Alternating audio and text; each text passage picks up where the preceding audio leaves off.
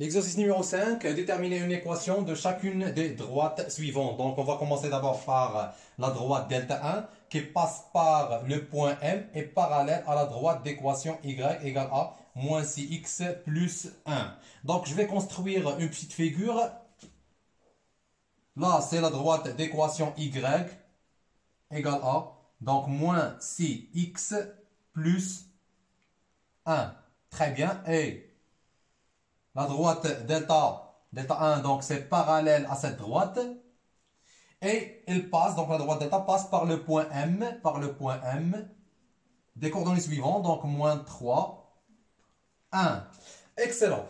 Donc, qu'est-ce qu'on va faire? Donc, on va se baser sur l'équation de la droite, parallèle à la droite delta 1, et par le point par lequel elle passe la droite delta 1. Donc, pour déterminer l'équation de la droite delta 1. Très bien, l'équation générale d'une droite, donc c'est l'équation de la droite delta 1. Donc, elle s'écrit sous la forme suivante. Y égale à mx plus p. Donc, pour déterminer la valeur de m, donc, on va utiliser la relation de parallélisme entre la droite delta 1 et la droite d'équation y égale à moins 6x plus 1. Donc, delta 1 est parallèle à la droite d'équation. Donc, y égale à moins 6x plus 1. Alors, donc si nous avons deux droites qui sont parallèles, donc elles ont la même pente. Ou ils ont le même coefficient directeur. Très bien, donc m de la droite delta 1. Alors, m égale à quoi? Égale à moins 6. Très bien, donc l'équation a devenu donc y égale à moins 6 x plus p. Donc, il nous reste la valeur du point P. Donc, pour ça, qu'est-ce qu'on va faire? Donc, on va utiliser les coordonnées du point M par laquelle elle passe la droite delta 1. On a le point M appartient à la droite delta 1. Donc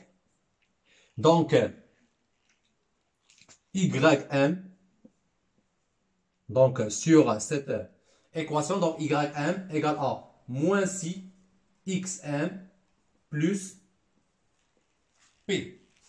On remplace YM et XM par ces valeurs. Donc, nous avons les coordonnées. Donc, pour YM, c'est 1. Moins 6. Pour XM, donc, c'est moins 3. Fois moins 3 plus P. Là, nous avons une équation avec une seule inconnue. Très bien. Donc, c'est 1 égale à. Donc là, moins 6 fois moins 3, donc c'est moins 18. Ou plus 18. Plus P. Alors, P égale à, c'est 1 moins 18. Alors, P, c'est moins 17. Donc, on a trouvé la valeur de pi. Alors, l'équation réduite de delta 1 est y égale à, donc y égale à moins 6 x moins 17.